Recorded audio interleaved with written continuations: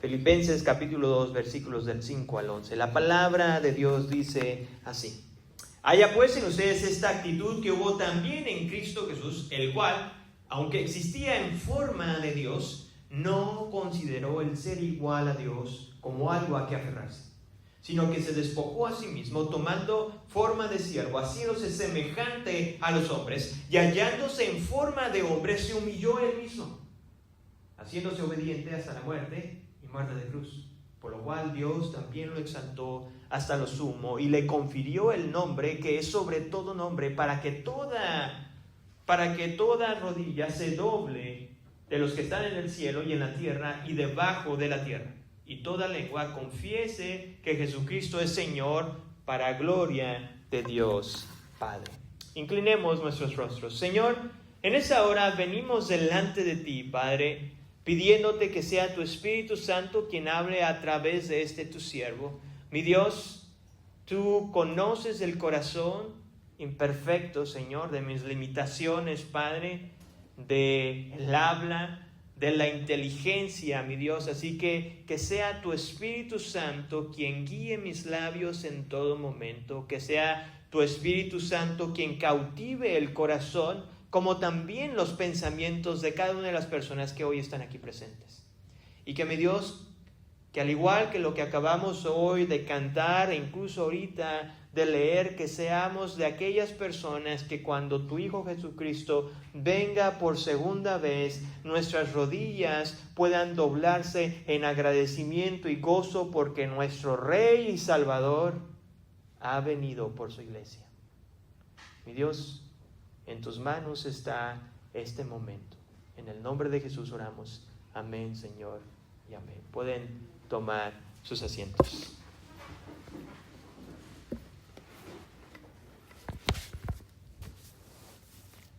Queridos, la humildad es una virtud que anhelamos ver en los demás, pero que nos cuesta trabajo mostrar a nosotros mismos. La humildad es la virtud que usualmente enseñamos a nuestros hijos, pero que en ocasiones no exactamente somos ese modelo a seguir. Es la actitud que alabamos cuando alguien más lo demuestra, pero que rechazamos enseguida cuando alguien nos dice que debemos de ser humildes.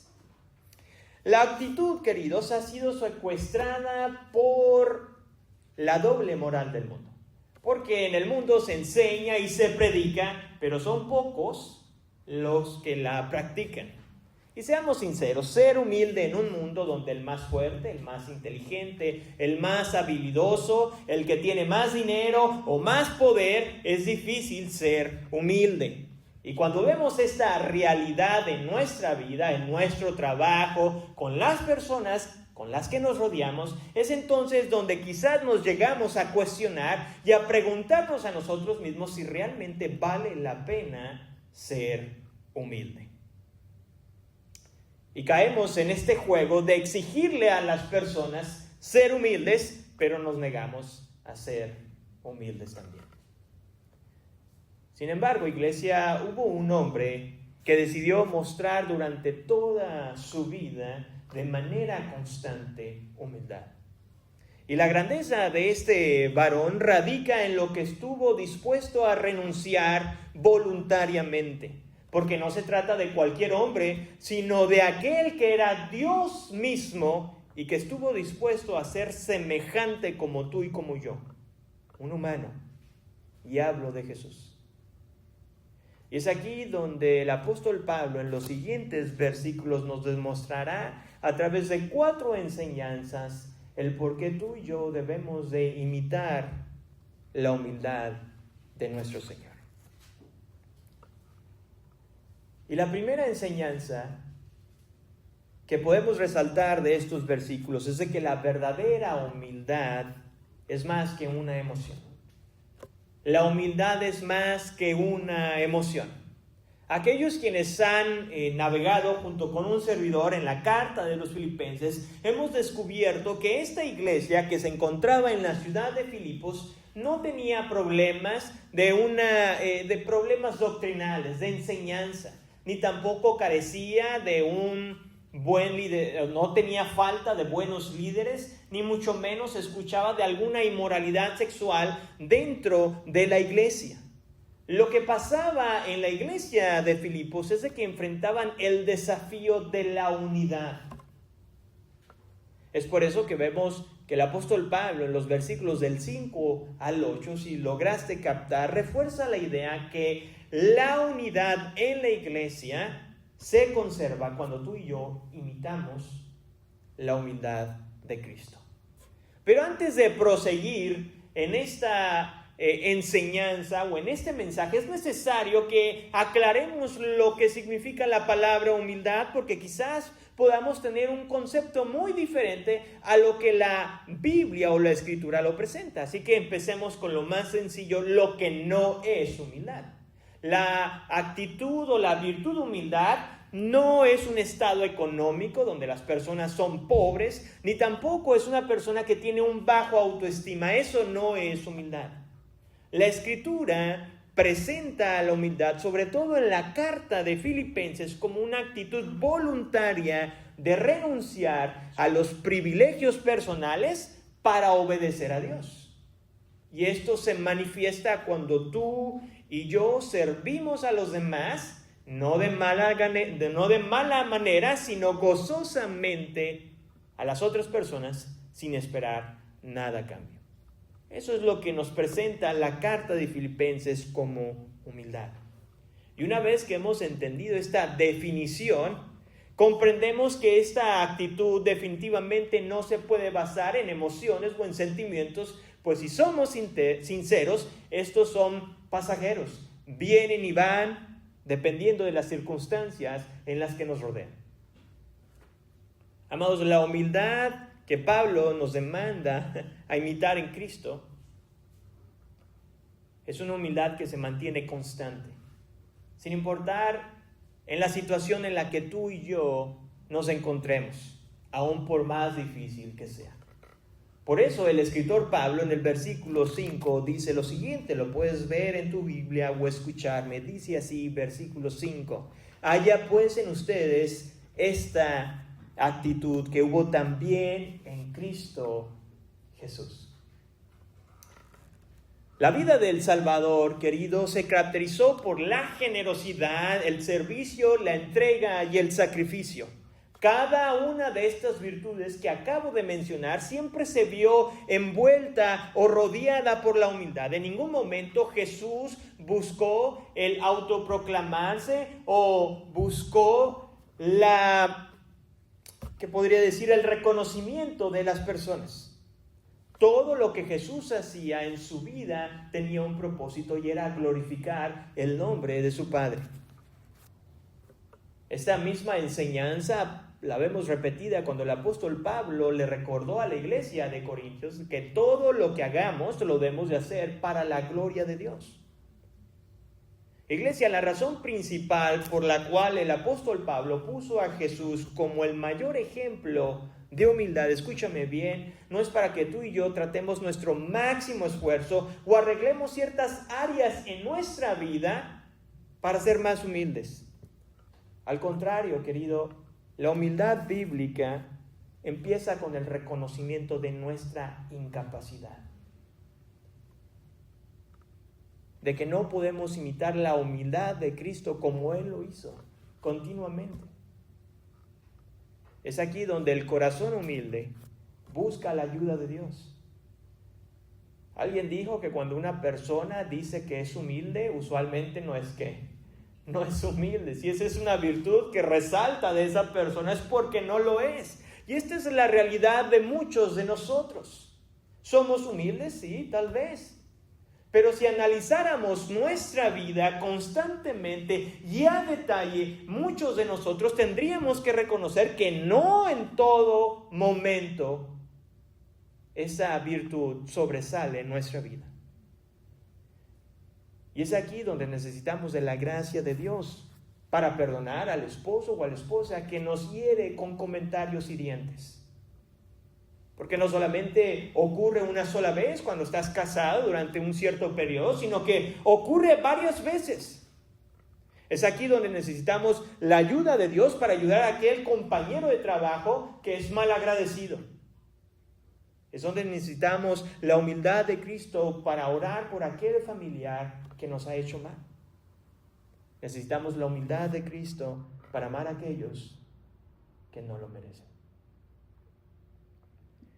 Hermanos, estos escenarios son tan reales en nuestra vida que solo es a través de la gracia que hay en Cristo Jesús que nos puede capacitar para imitar la humildad de Jesús.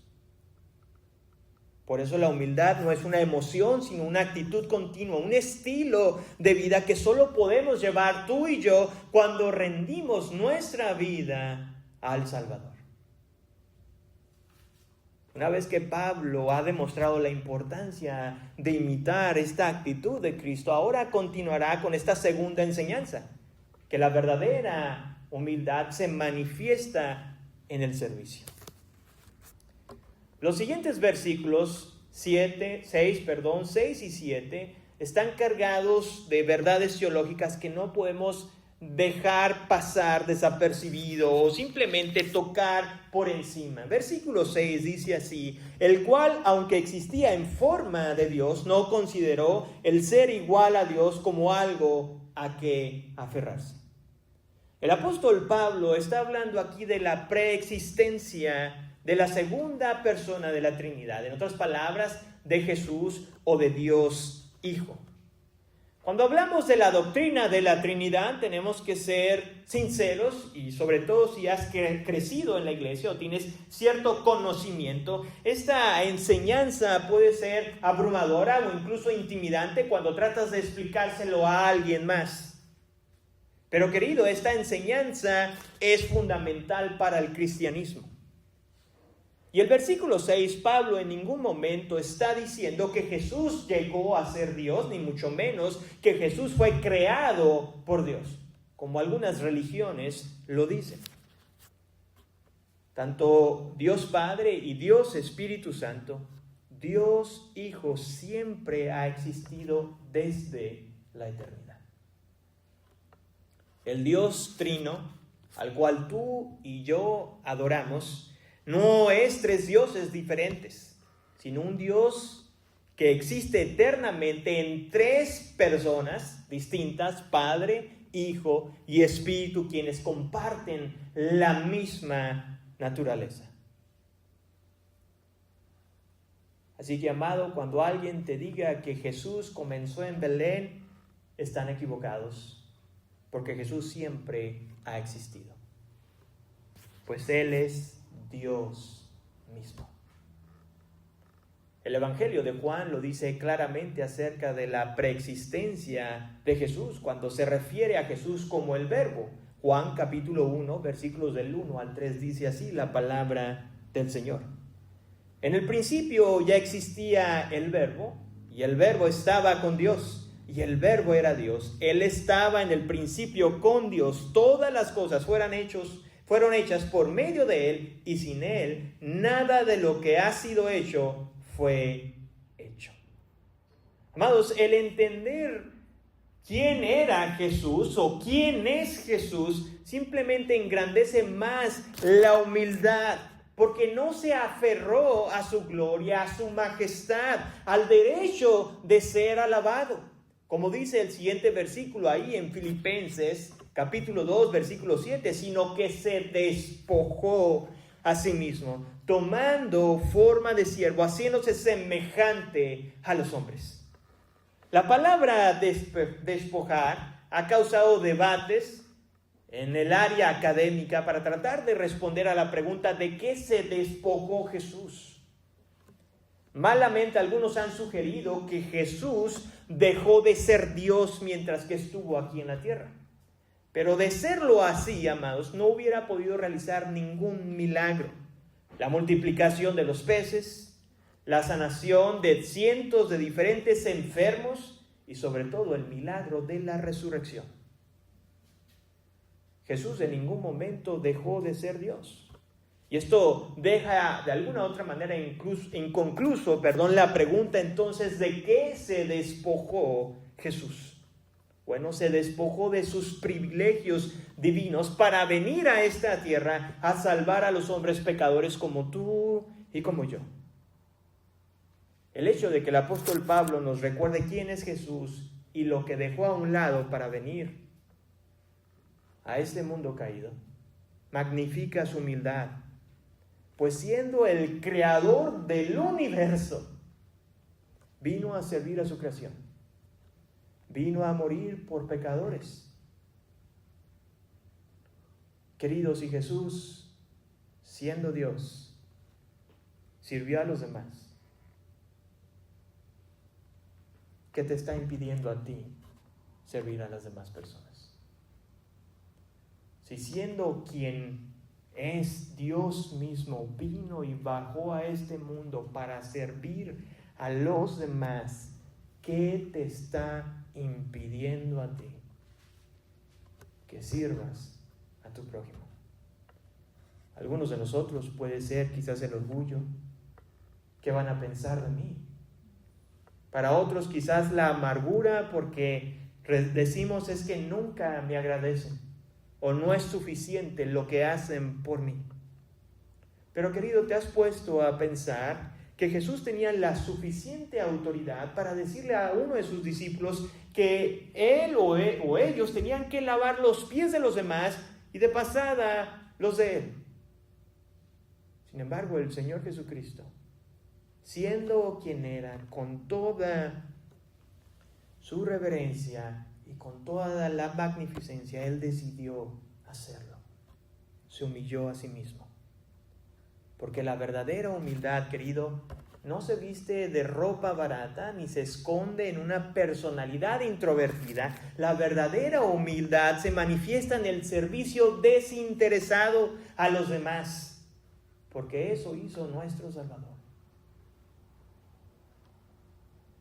Una vez que hemos entendido esta segunda enseñanza, ahora Pablo abre paso para presentarnos esta tercera enseñanza, que la verdadera humildad se traduce en obediencia. Si crees que la humildad se manifiesta solamente en servir, estás muy equivocado. En mi experiencia como padre, y algunos saben, de 4 hijos, he aprendido que los niños pueden ser serviciales siendo desobedientes. ¿Te has puesto a pensar? Para aquellos quienes trabajan con niños o tienen niños o en algún momento fuiste un niño, sabes que tu papá o tu mamá te llegó a decir que recogieras los juguetes de la cocina. ¿Y qué hacías tú? Ibas y limpiabas ¿qué? Otra cosa del área de la casa. ¿Estaba siendo servicial? Sí, pero seguía siendo ¿qué? Desobediente. Y amados, esto no es una situación de problema auditivo de nuestros hijos, ni tampoco de madurez emocional, porque también nosotros los adultos podemos ser serviciales y al mismo tiempo ser desobedientes. Seamos sinceros, servimos en lo que más nos agrada. Si somos honestos, ayudamos en aquellas cosas que quizás no son tan difíciles de hacer desde nuestra propia perspectiva. Pero un corazón humilde, querido, no solamente sirve en las cosas que le gustan, sino sirve en los lugares y a las personas que Dios le dice que debe servir. Cuando tú y yo volteamos a ver a Jesús, fue un hombre definitivamente que su humildad se tradujo en obediencia. Porque el camino para volver de nuevo al Padre se había entrometido, la crucifixión estaba en medio entre Jesús y regresar a donde Dios estaba de nuevo. Pero eso no impidió que Jesús siguiera su camino, sino que Él siguió obediente a pesar de que la crucifixión o la cruz estaba enfrente. Pablo en el versículo 8 nos dice lo siguiente: y hallándose en forma de hombre, se humilló él mismo, haciéndose obediente hasta la muerte y muerte de cruz. Queridos, si el juicio injusto Los golpes violentos y la tortura horrenda de la cruz no detuvieron al Salvador de ser obediente a nuestro Dios. Pregúntate de nuevo, ¿qué te impide a ti ser obediente a tu Señor y Salvador? ¿Qué excusas podemos poner tú y yo delante de Dios cuando Él lo entregó todo para que tú y yo no pasáramos una eternidad en el infierno? De acuerdo con algunos estudiosos de la Biblia, han mencionado que este versículo 8, el cual acabo de leer, puede representarte como una calera descendente, porque cada frase que acabamos de leer es más humillante que la anterior. El apóstol empezó a recordarnos que Jesús se despojó de toda su gloria para ser semejante a nosotros, a la creación. El Creador se volvió parte de la creación, un humano que estaba limitado como nosotros, que sintió dolor, cansancio y hambre. No solamente dejó a un lado su gloria, sino que también se dice que se humilló a sí mismo. El pastor y teólogo Juan Calvino en cierta ocasión mencionó lo siguiente, que esta frase de humillarse a sí mismo resalta a que nadie obligó a Jesús a dar su vida, sino que al contrario, Él voluntariamente ofreció poner su vida en tu lugar y en mi lugar. La obediencia perfecta del Hijo de Dios en ningún momento le trajo aprobación de los hombres o admiración. Al contrario, simplemente le trajo desprecio y condenación para terminar colgado en una cruz y sufrir una muerte horrenda. Querido, el versículo 8 no solamente describe la humillación de Jesús, sino que también revela nuestra terrible condición espiritual sin Cristo. Porque para poder sacarnos de la miseria espiritual en la cual tú y yo estamos, es necesario que el Salvador, en obediencia, se humillara por ti y por mí. Pues la salvación, querido, de nuestras almas no ocurrió por un consenso mundial, no se generó en una reunión de hombres intelectuales, ni mucho menos surgió en el corazón de los hombres más espirituales. El plan para salvar a los hombres nació en el corazón de Dios y se logró mediante la obediencia perfecta de nuestro Señor Jesucristo.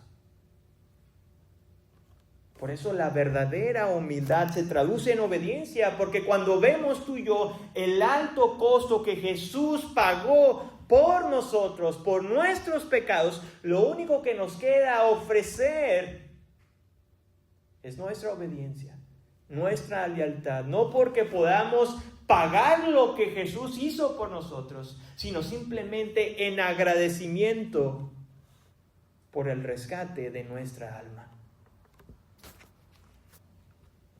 Y la cuarta enseñanza en este pasaje es que la verdadera humildad reconoce a Jesús como Señor. Después de Génesis capítulo 3, quizás algunos recordarán que es donde se describe la caída del hombre en el jardín del Edén. El hombre pecador se ha enfrascado en esta batalla campal por rebelarse o no someterse a la voluntad de Dios. Y en su intento ha tratado de cuestionar la humanidad, la divinidad y la autoridad de Jesús. Y en su necedad ha creado diferentes mesías, salvadores falsos que ofrecen soluciones temporales al problema principal del hombre, el cual es un corazón pecaminoso. Resulta, querido, que en el Imperio Romano el César era visto como un dios y recibía diferentes títulos, de los cuales puedo destacar al menos dos de ellos, el cual era Señor y Salvador. Y aunque algunos emperadores romanos eran excelentes políticos, estrategas militares y filósofos, ninguno de ellos, queridos, fue capaz de conquistar la muerte como Jesús lo hizo. Sabiendo esta situación, el apóstol Pablo escribió o hizo la siguiente declaración. Versículo 9 dice: por lo cual Dios también lo exaltó hasta lo sumo y le confirió el nombre que es sobre todo nombre. La obediencia de Cristo hasta la muerte y muerte de cruz trajo repercusiones eternas para todos aquellos quienes hemos depositado nuestra fe y confianza en Cristo Jesús. Querido, la crucifixión vista por los hombres, por los romanos, fue el momento más vergonzoso y humillante para Jesús. La crucifixión vista por los demonios fue la culminación de un plan diabólico. Pero la crucifixión vista desde la óptica divina fue el evento que selló con broche de oro el plan de salvación para el hombre pecador. Querido, la resurrección de Jesús sobre la muerte solamente vino a confirmar lo que los profetas del Antiguo Testamento decían acerca de Él, que Jesús era el Señor y Salvador. La resurrección del Señor Jesucristo terminó por destruir completamente al enemigo de nuestras almas y nos dio una nueva identidad a todos aquellos quienes hemos depositado y reconocido que solamente a través de Jesús podemos tener ese acceso a Dios. Y esta nueva identidad la podemos encontrar en la primera carta de Pedro, cuando el escritor dice lo siguiente: pero vosotros sois linaje escogido, real sacerdocio, nación santa, pueblo adquirido para posesión de Dios, a fin de que anunciéis las virtudes de aquel que os llamó de las tinieblas a la luz admirable. Querido, a diferencia del Imperio Romano, que a pesar de ser el imperio más grande en el primer siglo, seguía habiendo partes en el mundo de aquel siglo que no estaban bajo su dominio.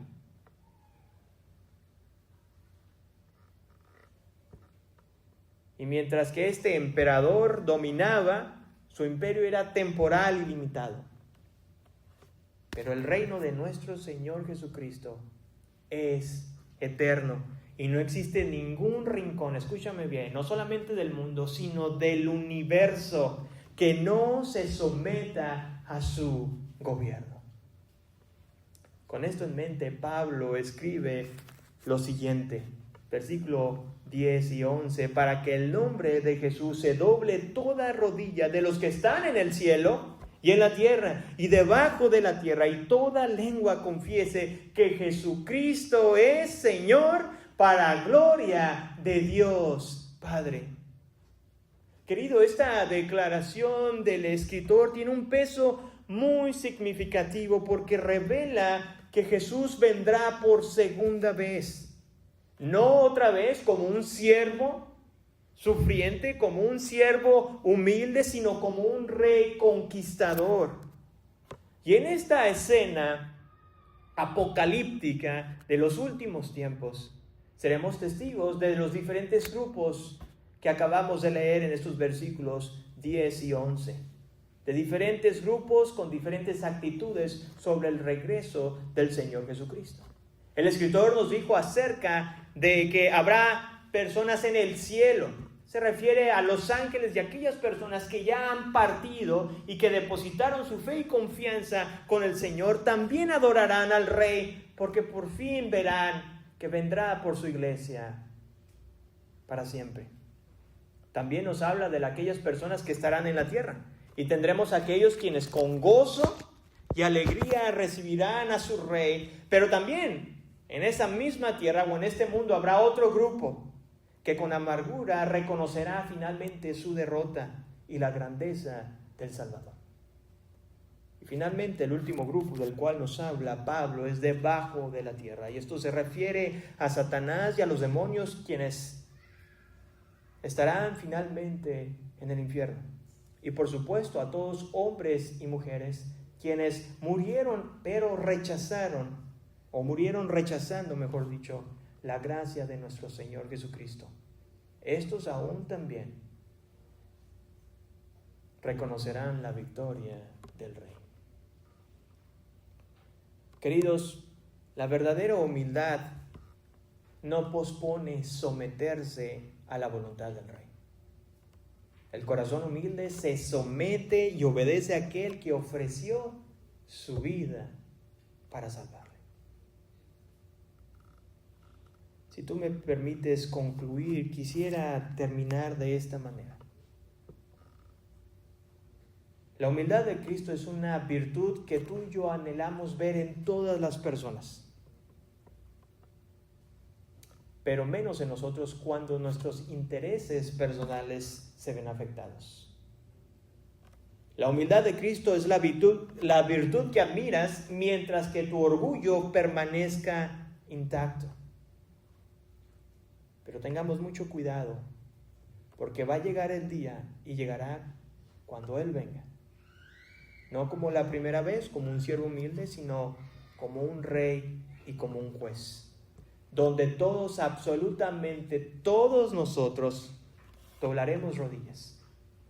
Algunos en agradecimiento porque su Salvador y Señor ha venido, y otros en remordimiento porque, permíteme decirte que ese día, cuando Jesús se revele en toda su majestad, ya no habrá más tiempo de arrepentimiento. La gracia que encontramos en Jesús habrá terminado. Así que la pregunta, querido, no es si vas a doblar tus rodillas, porque todo mundo lo va a hacer, independientemente si anhelas su llegada o simplemente ignoras ese día. La pregunta más bien es, ¿qué harás hoy? ¿Qué harás hoy? Escúchame bien.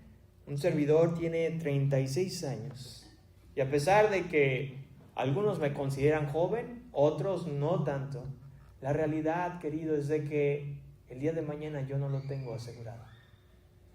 Y vivir pensando como que el mañana es algo seguro es una necedad.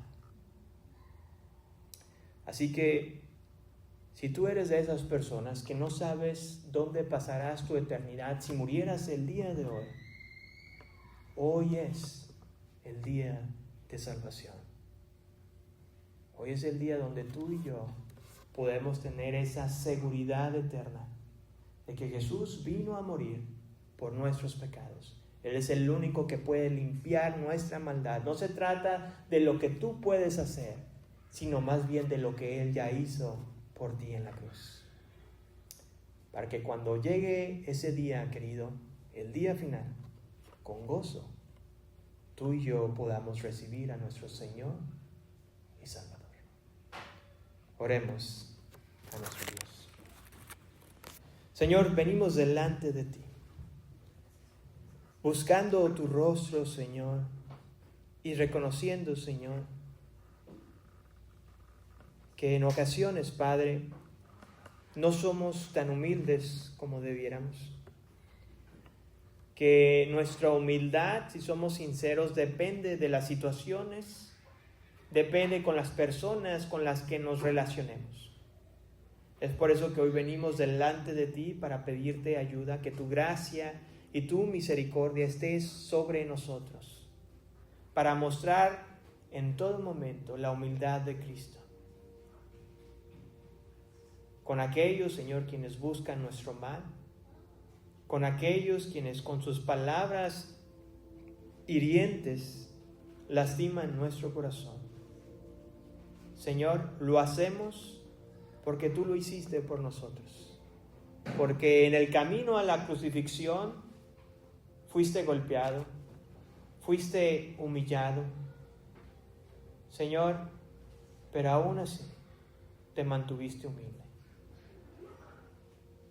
Porque había un objetivo mayor, el pagar la deuda que nosotros teníamos para con Dios.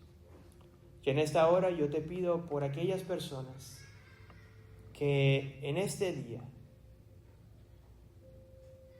desconocen qué pasaría si hoy fallecieran, no saben dónde estarían o no tienen esa seguridad. Yo te ruego que a través de tu palabra y tu Espíritu Santo pueda traer esa convicción de pecado y puedan reconocer, Señor, que la seguridad eterna no se gana por ser buena persona o por las buenas cosas que hago, sino que se obtiene solamente por lo que Jesús hizo por nosotros en la cruz del Calvario.